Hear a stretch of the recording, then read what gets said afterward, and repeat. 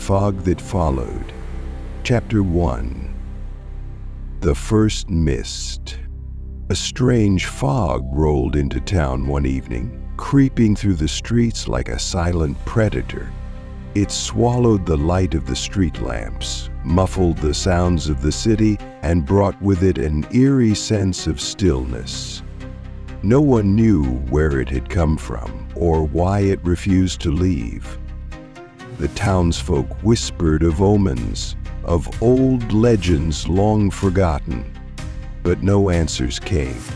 At first it seemed harmless, an unusual weather pattern that would surely pass. But as the hours stretched into days, the fog remained. It coiled around buildings and slithered into alleyways, growing denser by the night. The townspeople began noticing strange occurrences. Objects misplaced, doors left ajar, footprints appearing where none should have been. It was as if something lurked within the mist, unseen and untraceable. Then, the disappearances began. The first to go was a night watchman. His lantern was found flickering on the ground outside the post office, the glass cracked, its oil still warm. No signs of struggle, no footprints leading away, only an unnatural silence where he had once stood. The town searched, calling his name into the fog, but their voices faded into the endless gray, swallowed whole. More followed. A woman fetching water from the town well never returned home. A group of children playing in the square vanished as their laughter turned to distant echoes. Panic set in as the town realized the truth. No one who entered the fog ever came back. The mayor declared a curfew. Windows were bolted shut, doors barricaded. Yet, through the cracks, the fog seeped in, pressing against the glass, whispering through the wood. A sense of dread settled over the town, and in the dead of night, when all was still, the remaining townsfolk swore they could hear it. Faint voices calling from the mist, pleading, warning, or perhaps luring them closer. Chapter 2. Whispers in the Haze. Within the mist, there were voices, soft, murmuring, unintelligible. Some claimed they were just the echoes of wind slipping through empty streets, but others weren't so sure. The whispers seemed to call people by name, luring them into the fog where they were never seen again. Those who resisted covered their ears and locked their doors, but the whispers always found a way in. At first it was easy to dismiss. Perhaps the wind played tricks on them, carrying distant conversations through the narrow streets. But as the nights passed, the voices grew more distinct. They whispered not just names, but memories, things only the listener should have known. A mother heard the lullaby she used to sing to her child before he vanished. A widow heard the soft laughter of her late husband. A young boy, hiding under his bed, swore he heard his sister calling to him from outside, except she had disappeared days ago. The whispers were not random. They knew exactly what to say to make people listen, to make them step outside just for a moment, just long enough to be taken. Those who resisted suffered another torment. The voices crept into their minds, filling their thoughts with words they couldn't understand, a language not meant for human ears. Some claimed they could feel the whispers crawling inside their skulls, an invisible presence that never left them alone. By the end of the week, the town was nearly silent. No one dared speak after dark. The remaining survivors covered their windows with thick cloth, stuffed their ears with cotton, did anything they could to block out the voices. But silence was never enough. The whispers always found a way in, and the fog always waited for the next soul to answer its call. Chapter 3: Shadows Without Form. Figures moved within the fog, shifting in and out of focus like ghosts. They never fully emerged, never revealed their true forms, but they were always there, watching. Some claimed they were lost souls, trapped between worlds. Others believed they were something else entirely, something that didn't belong in this world. The shadows did not follow the rules of nature. They appeared where they shouldn't, inside locked rooms, behind people in mirrors, reflected in puddles of water where nothing stood. Some were tall and thin, others grotesque and misshapen, their outlines wavering as if they were not fully formed, as if they were attempting to become something more solid, more real. Then came the tapping. It started as a faint, rhythmic sound on windows and doors, like fingers drumming against the glass. It always came at the same time, just past midnight. Those who dared to peek outside saw nothing but dense fog. Yet the tapping continued, growing more insistent, more urgent, until it became unbearable. Some residents, driven mad by curiosity or fear, flung their doors open and never closed them again. The town's paranoia grew. People started boarding up their homes, painting over mirrors, avoiding their own reflections. Some claimed the shadows whispered to them, much like the voices in the mist, coaxing them closer, promising them answers. But those who listened too closely were never the same again. They spoke in hushed, fearful voices, avoiding eye contact, as if something unseen lingered just over their shoulder. By the end of the second week, the town had learned a rule unspoken yet universally understood. Do not look at the shadows for too long, because sometimes, if you did, they looked back. Chapter 4: The Vanishing Path. The town changed with the fog. Streets led to nowhere, buildings disappeared into the mist, and familiar landmarks twisted into something unrecognizable. People left their homes only to find themselves somewhere they didn't recognize. No road led out of town anymore, only deeper into the haze. As the days passed, those who dared to step outside noticed the unsettling shifts in reality. A man swore he had only walked to the bakery at the end of the street, yet when he turned back, his home was gone, replaced by an unfamiliar alleyway that hadn't existed before. Others found themselves trapped in loops, walking for hours only to return to the same place, even when logic dictated they should have been miles away. Panic spread. Families tied ropes to their door handles before venturing outside, marking paths with chalk or scattered objects. But the fog was patient. It erased all traces, swallowing markings, untying knots, shifting the very ground beneath them. The deeper they wandered, the more the town became something else entirely. A place with walls that pulsed as if breathing.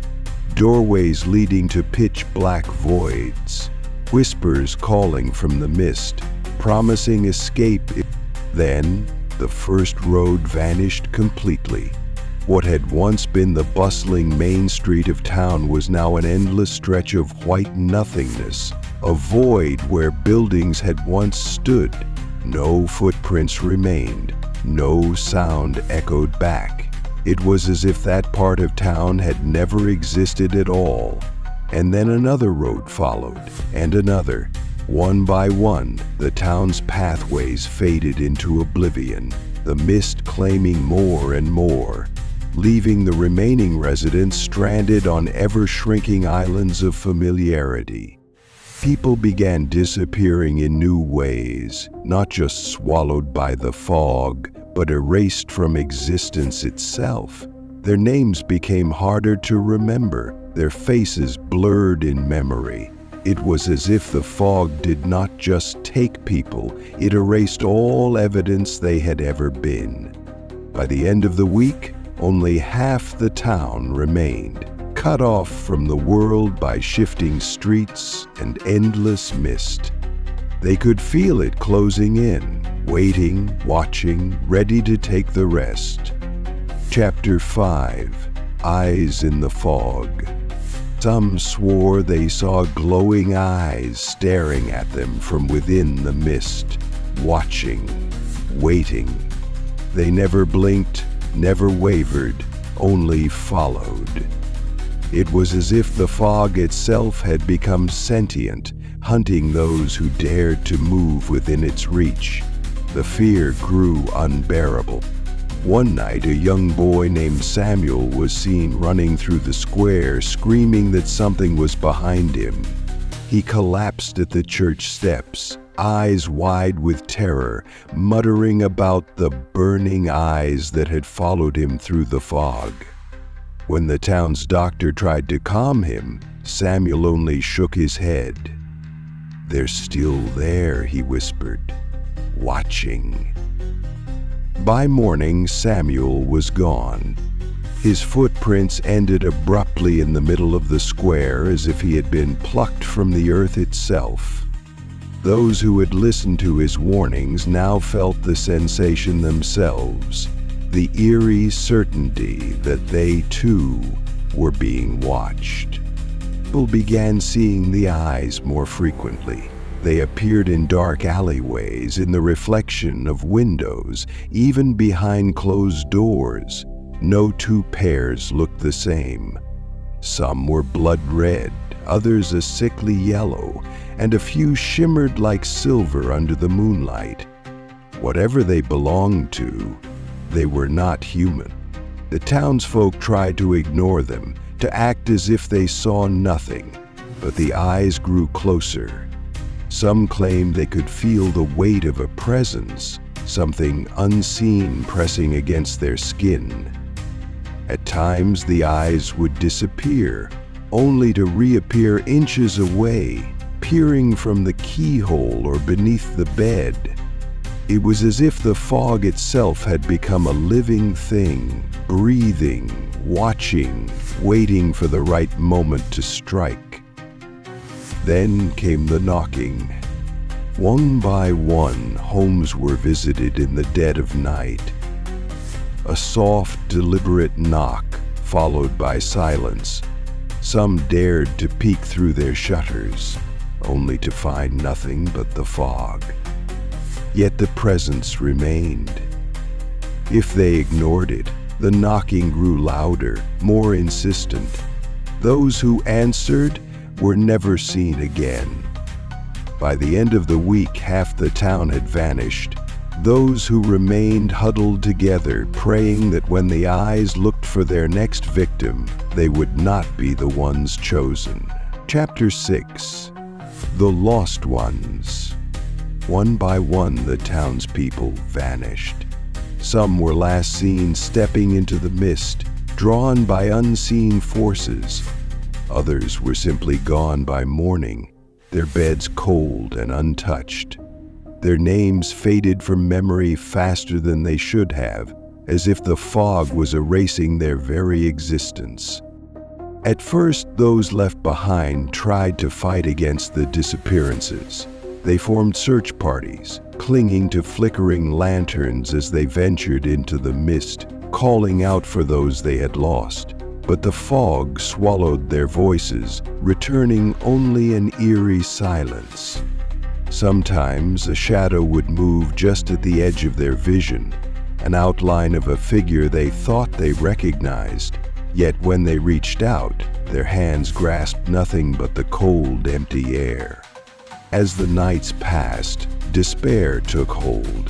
Families locked locked their doors and refused to speak of those who were gone, afraid that even mentioning their names would invite the mist into their homes. Photographs lost their clarity, faces blurred as if they had never existed.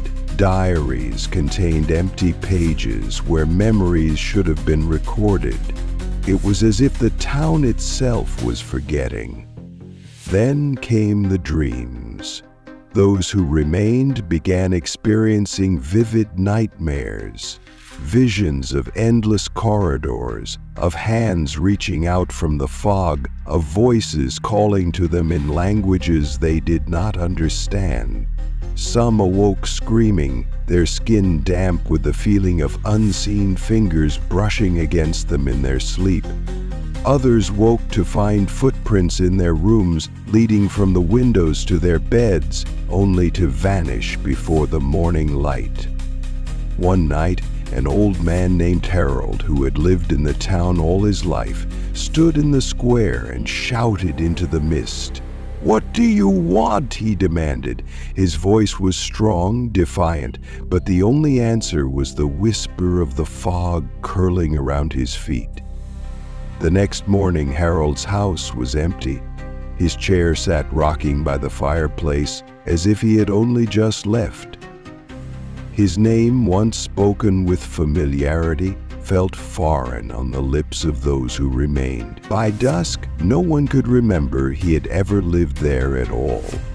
The disappearances continued. The town was unraveling thread by thread, and soon there would be nothing left to hold on to. Chapter 7. Echoes of the Forgotten. A few remaining survivors started hearing familiar voices in the fog. Voices of their lost loved ones. They whispered secrets, warnings, pleas for help. The voices carried through the mist with an uncanny clarity, as if the loved ones were just beyond the veil, waiting. Some resisted, closing their eyes and covering their ears, but the voices always found a way in. One night, a woman named Margaret swore she heard her husband's voice calling to her from the other side of her door. "Margaret, please, I'm here. You have to help me." It was the same tone, the same gentle desperation he had used when he was alive. She hesitated, trembling, her fingers grazing the doorknob, but deep down she knew her husband had been taken by the mist days ago, and yet his voice was right there, pleading. Another survivor, Daniel, heard his daughter's laughter from the alleyway behind his home. She had vanished weeks before, her memory already fading from the minds of the town, but the sound of her laughter was undeniable. He rushed toward it, stepping into the thick fog. He never returned. By now, the town was unraveling. Those who remained grew desperate, tying themselves to furniture, to each other, anything to keep from being lured away. But the voices persisted, growing stronger each night, closer, more insistent. "Why won't you come?" they asked. "Don't you love us anymore?" And then, in the early hours before dawn, a new voice came. A voice no one recognized, yet it spoke with authority, weaving through the mist like an omen. The time is near. The fog remembers. And soon, it will take what it came for. Chapter 8. The Stranger Who Knows. A hooded figure arrived, appearing from nowhere, claiming to know the truth behind the fog. They spoke in a hushed, urgent tone, their face obscured by the heavy shadows of their cloak. Their words were cryptic, their warnings dire. The mist is not here by accident. It follows, it consumes, it takes. And once it chooses a place, it never truly leaves. The few remaining townsfolk listened, their fear mounting. Some demanded answers, while others refused to believe the stranger's ominous proclamations. But the figure remained steadfast, insisting that the town was merely the latest in a long line of places devoured by the mist. It has happened before, centuries ago. Another town stood where this one does now. No one remembers because there was no one left to remember. One of the braver souls, a woman named Evelyn, stepped forward. "If you know so much, tell us, how do we stop it?" The stranger let out a slow, shuddering breath. "You cannot stop it," they admitted. "But there may still be a way to escape." A flicker of hope ignited among the group, but it was quickly tempered by the weight of the figure's words. The price of escape, they warned, was steep. There were sacrifices to be made, choices that could not be undone. And even then, there were no guarantee. "What kind of sacrifices?" someone asked, their voice barely above a whisper. The stranger hesitated before responding. "Blood has power. The mist takes. But sometimes it can be persuaded to take something else in exchange." A heavy silence fell over the group. The implication was clear. Murmurs of unease spread as some stepped back, shaking their heads. Others looked at each other with unreadable expressions. Evelyn clenched her fists. "There has to be another way." The stranger studied her, their eyes gleaming from beneath the hood. "Perhaps, but even knowledge has a price. And if you want answers, you must act quickly. The mist is listening. It knows we are speaking of it." Aliana, much anxious that knowledge should speak with honor and respect of someone. As if on cue, the fog thickened around them, curling closer like a living thing, whispering in a language none of them could understand. The stranger turned their head sharply, as if hearing something only they could perceive. Their posture stiffened. "We don't have much time," they murmured, urgency sharpening their tone. "If you wish to survive, you must decide now. Will you fight? Or will you flee?" And in that moment, as the fog pressed in, the townsfolk realized the truth. They were already out of time. Chapter 9: The Hidden Truth. Old records, hidden away in the town's archives, revealed that this was not the first time the fog had come. Centuries ago, another town had been swallowed whole, erased from maps and memory. No one remembered because no one had been left to remember. Evelyn and the few remaining survivors gathered in the dimly lit library, poring over ancient documents and brittle, yellowed pages. Maps from centuries past showed a town where theirs now stood. Different in name, but eerily similar in layout. The record spoke of an event lost to time, an entire settlement vanishing without a trace, its history wiped from existence as if it had never been. "It's happened before," whispered Daniel, his voice barely above a breath. "And no one ever knew. The town, the people, it all just disappeared." Evelyn traced trembling fingers over an old journal. Its ink faded, but legible enough to send shivers down her spine.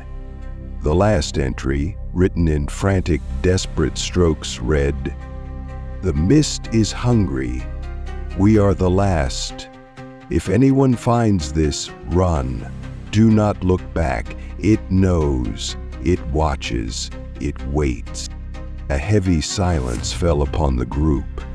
Outside, the fog curled against the windows, as if it knew its secret had been uncovered. And then, as if in response, the whispers in the mist grew louder.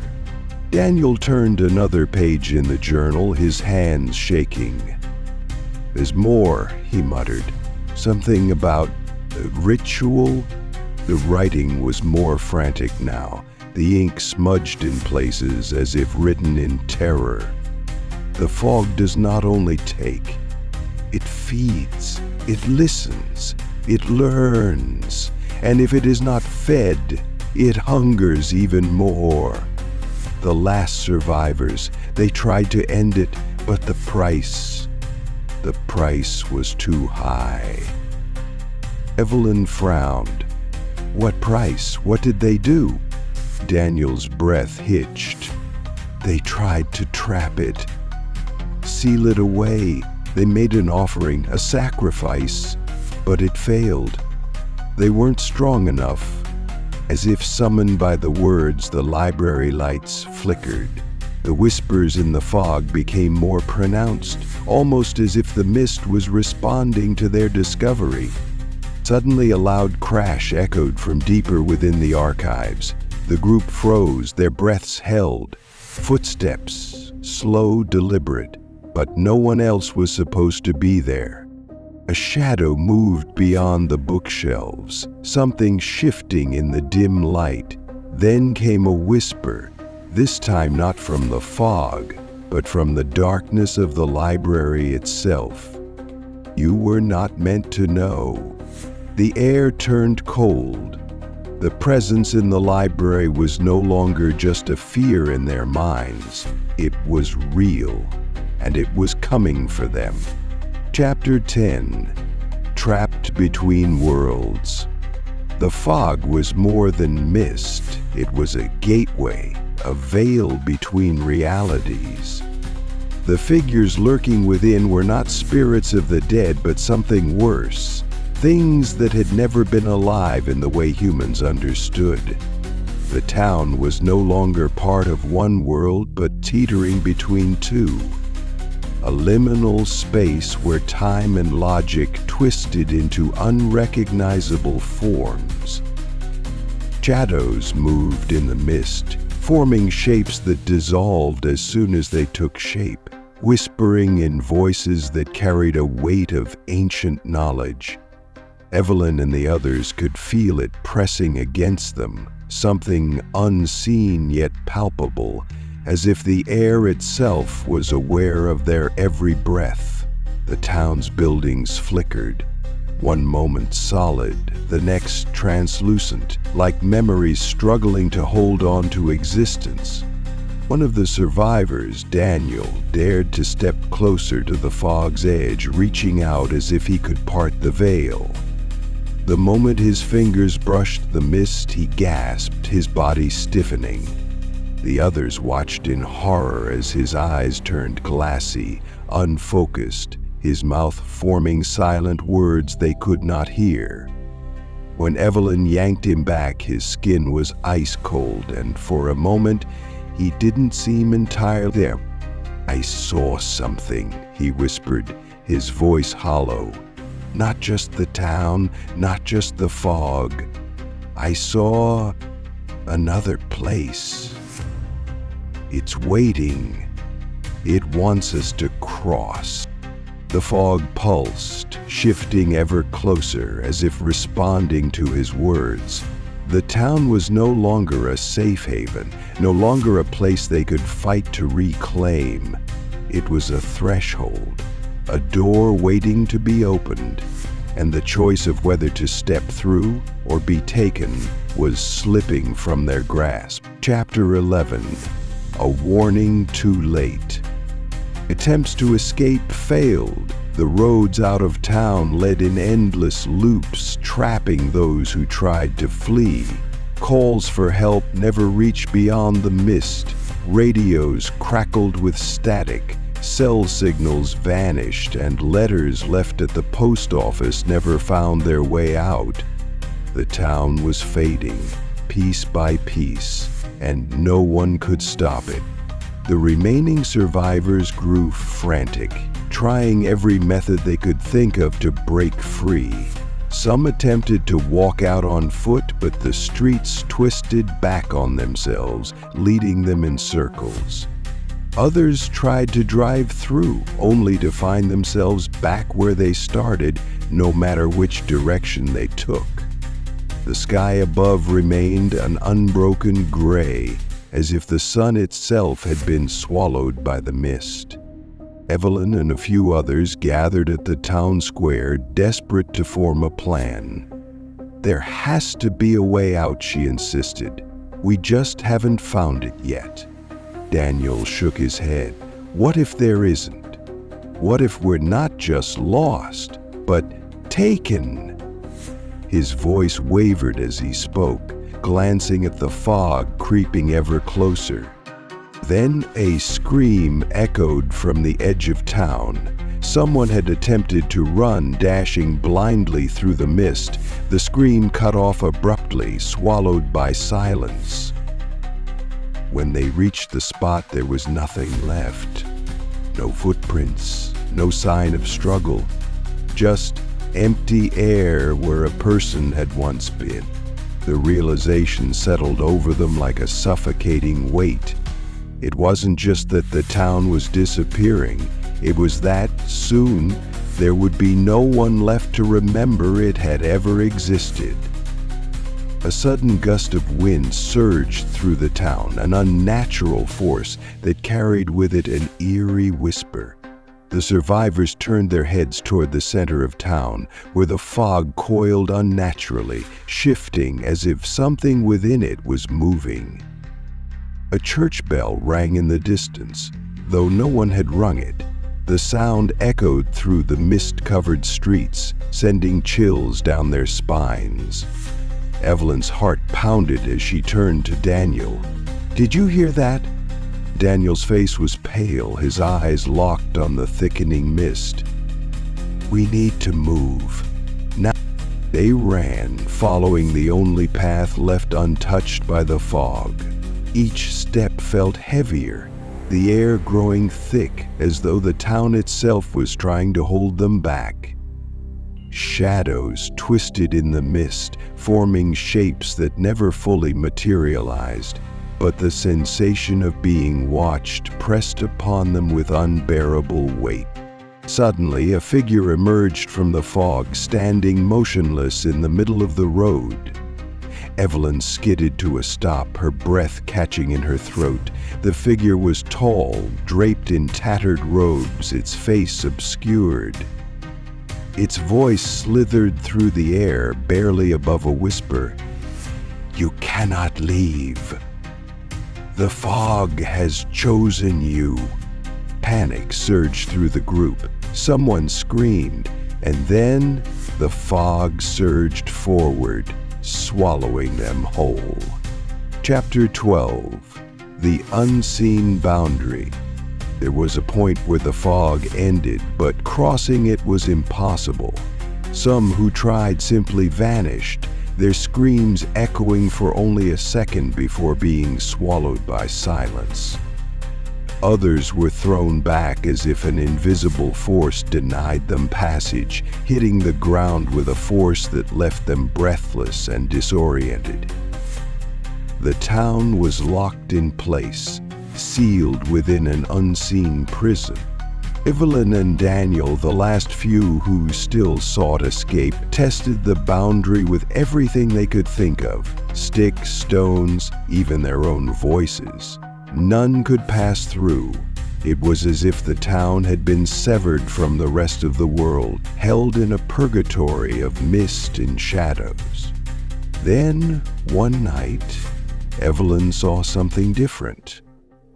In the distance, beyond the fog's edge, a faint light flickered. It was small, barely noticeable, but it pulsed like a beacon.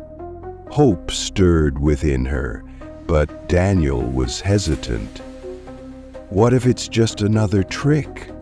Another way the mist lures us deeper? But Evelyn couldn't ignore it.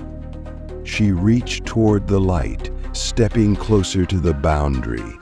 The moment her fingers neared the fog, a deep, guttural whisper filled the air. The fog reacted violently, swirling and twisting, forming shapes, distorted figures with hollow eyes, watching, waiting. The unseen force grew stronger, pressing against her, warning her. The light flickered, then disappeared. A cold realization washed over them. The mist was not just a barrier, it was alive, aware. It wasn't merely trapping them, it was keeping something else out. And whatever was beyond that boundary, it was trying to reach them. Chapter 13. A Deal with the Mist. Desperation led to dark choices. Some believed the only way to survive was to give the mist what it wanted, sacrifices. A few offered themselves willingly, stepping into the fog with trembling hands and whispered prayers. Others were not given a choice, dragged from their homes by those who believed that the offering of one might spare the many. The town square became a place of horror. Shadows moved within the mist, elongating and shifting as figures were forced forward. Their screams were muffled as the fog swallowed them whole, their forms dissolving into nothingness. It was as if they had never existed. Daniel and Evelyn watched in horror, unable to stop the madness consuming what remained of their people. "This won't save us," Evelyn whispered, her voice trembling. "The fog doesn't bargain, it only takes." But the others didn't listen. One by one, more were pushed forward, some resisting, some accepting. The mist thickened, growing darker, as if feeding off their fear, their desperation. Then something changed. The fog stopped taking. It hovered, silent and expectant. A presence lingered within it, watching. It had feasted, but it was still hungry. It wanted more. Evelyn clutched Daniel's arm. "It won't stop. Not until there's nothing left." And as they stood amidst the chaos, they realized the terrible truth. There would never be enough sacrifices. The mist did not take to be satisfied. It took because that was its nature.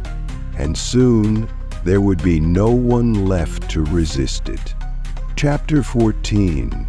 The Last Light. Fewer than a dozen remained. They huddled together, watching as their homes, their streets, their world faded into the mist. Their bodies were weak, their minds exhausted from the fear that had gripped them for days. They had lost so many, family, friends, neighbors, all swallowed by the unrelenting fog. They knew the end was near. There was no way to fight, no way to escape. Their existence was slipping through their fingers like grains of sand. Evelyn, standing among the last survivors, refused to succumb to despair. She watched the mist twist and coil, whispering in a language only it could understand. "We can't just wait for it to take us," she said, her voice hoarse but firm. "There has to be something we can do." Daniel, slumped beside her, shook his head. "It's too late, Evelyn. We tried everything. The fog decides who stays and who goes, and it never lets go." The others murmured in agreement, their faces gaunt with hopelessness. Some clung to one another, unwilling to face the inevitable alone. A deep silence settled over them, broken only by the soft hum of the mist as it drifted ever closer. Then, for the first time, the fog changed. It lifted, if only for a moment. The swirling mass parted like a curtain, revealing something beyond. A vast, endless landscape stretched before them. eerily silent and bathed in an unnatural, dim glow. It was not the town they had known. It was not even the world they had left behind. A flickering light in the distance pulsed, almost like a heartbeat. The ground beyond the mist was cracked, barren, yet strangely inviting. The air carried a stillness that did not belong to the world they once inhabited. A choice stood before them: remain and let the fog consume them, or step forward into the unknown. Evelyn took a breath and moved toward the light. If there was a chance for survival, she had to take it. The others hesitated, but one by one they followed, their final footprints vanishing behind them as the fog closed once more. Whatever lay beyond, they would face it together. Chapter 15. When the fog lifts. What remained was not the town they had once known. It was not even the world they had left behind. The mist had taken them somewhere new, somewhere unseen, somewhere forgotten, and now they too belonged to the fog that followed. Evelyn opened her eyes to a sky unlike any she had ever seen before. It stretched endlessly, not blue, not gray, but a shifting, pulsing color that seemed alive. Around her, the others stirred, their faces pale and unfamiliar, as if the journey through the mist had changed them in ways beyond comprehension. The landscape stretched on in all directions. Jagged hills of obsidian stone, rivers that glowed with an eerie luminescence, and trees that twisted into unnatural shapes, their branches reaching toward the sky like grasping fingers. The air was thick, carrying whispers that came from no discernible source, murmuring secrets in a language that made her skin crawl. Daniel stood beside her, his expression frozen somewhere between awe and terror. "Where are we?" Evelyn shook her head. "Not home, not anywhere I recognize." In the distance, shadowy figures moved, watching. Their forms were indistinct, shifting like the mist itself. They did not approach, but their presence was undeniable. The same cold, creeping dread that had gripped them in the town seeped into Evelyn's bones once more. The fog had lifted, but its presence lingered, woven into the very fabric of this place. A single glowing path cut through the dark terrain, leading toward a towering structure at the horizon, its silhouette jagged and unnatural. It pulsed with the same rhythmic light Evelyn had seen through the mist. "It wanted us here," she whispered, realization sinking in. This was never about trapping us, it was about bringing us somewhere else. The others exchanged uneasy glances, but there was nowhere else to go. Slowly, cautiously, they stepped forward, following the path into the unknown, their figures swallowed by the landscape as the fog closed in behind them, ensuring there was no way back.